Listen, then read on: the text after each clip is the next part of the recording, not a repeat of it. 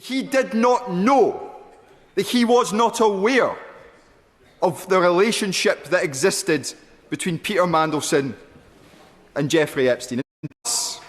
The Prime Minister and various members of the Labour Party, various ministers, members of the Cabinet, have told us all to ignore our eyes and our ears.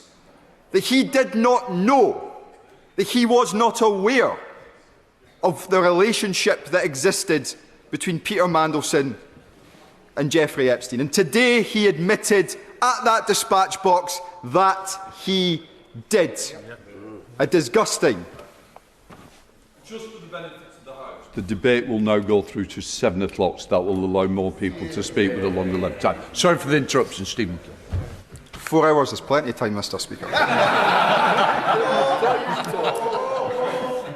A disgusting and dark day for this chamber and for each and every person living on these isles, because their Prime Minister admitted he knew. And of course he knew. Of course he knew. In The Guardian in 2023, Rowena Masson wrote about the court documents that had been released in the United States of America, which referenced the fact that Jeffrey Epstein had maintained a relationship with 2 individuals prominent in British public life. You'll know them. Andrew Mountbatten Windsor and Peter Mandelson. The Prime Minister knew. Just as he knew when Jim Picard of the Financial Times asked him in January 2024 about the relationship. The Prime Minister knew then.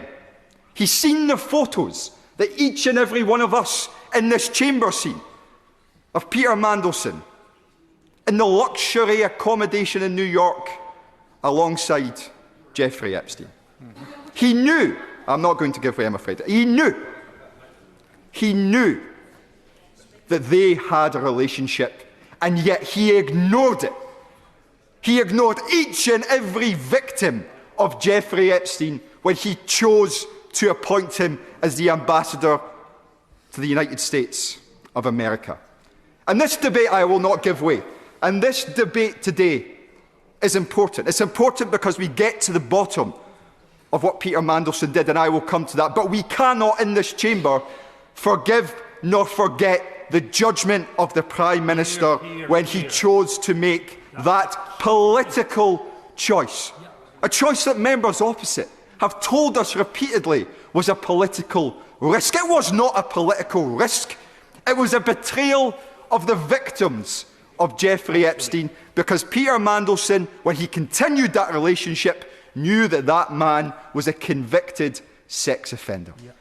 I said I will not give way. The member can sit down and listen to my speech today, as his colleagues should have done on many occasions in months gone past.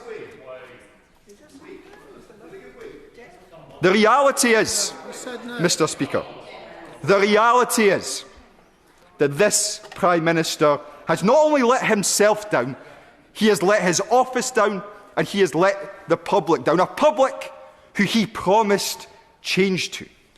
He said that he would tread lightly on their lives. Do any of them believe that today? Do any of them have confidence in his judgment? Are the Labour Party seriously saying to the public that they still have confidence in his judgment? That we can trust him to make the big decisions when he can't even accept that a relationship between Peter Mandelson and Jeffrey Epstein should have stopped him becoming the ambassador to the United States of America? He's going to answer it. I thank you for giving way. I really do think he's misreading the mood of the House. We're trying to find consensus on what's being debated. But he talks about articles in The Guardian and what was in the public domain. But he will know that John Swinney stayed in Peter Mandelson's house last year in Washington. He doesn't always stay with ambassadors, but he chose to. So if he knew this was in the public domain, why did he stay with Peter Mandelson? And why did he not answer the questions on this yesterday when he was asked 5 times?